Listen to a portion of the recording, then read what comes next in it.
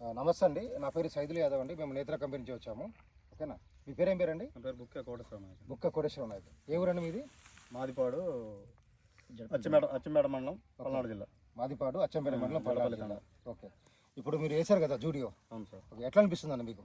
ఇది వెరైటీ, మంచి వెరైటీ అండి. ఓకే, నల్లికి కానీ వైరస్ కూడా కొంచెం తక్కువ.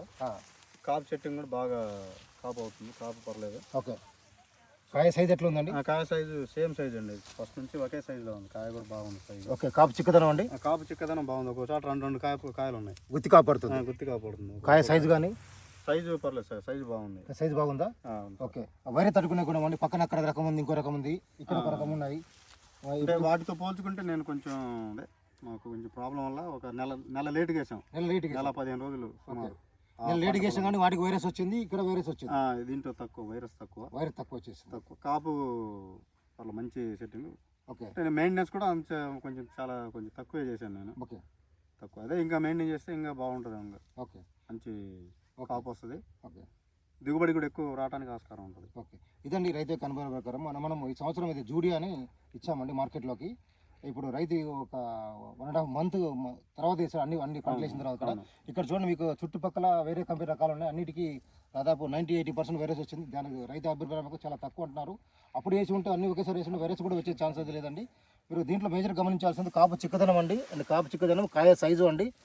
కాయ సైజు చూడండి, కాయ సైజు, కాపు చిక్కదనము.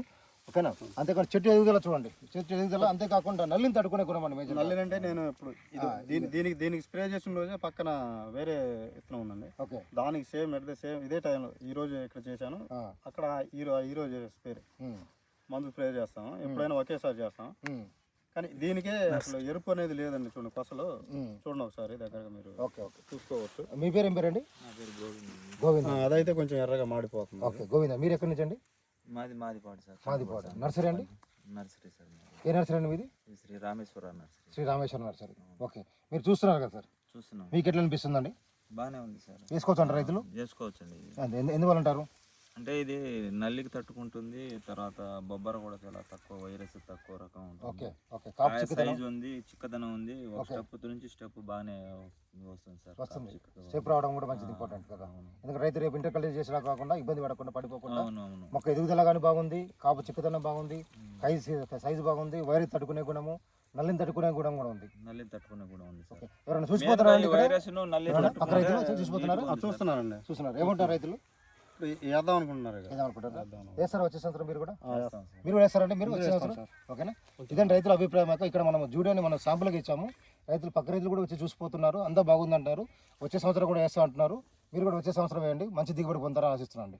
నమస్తే.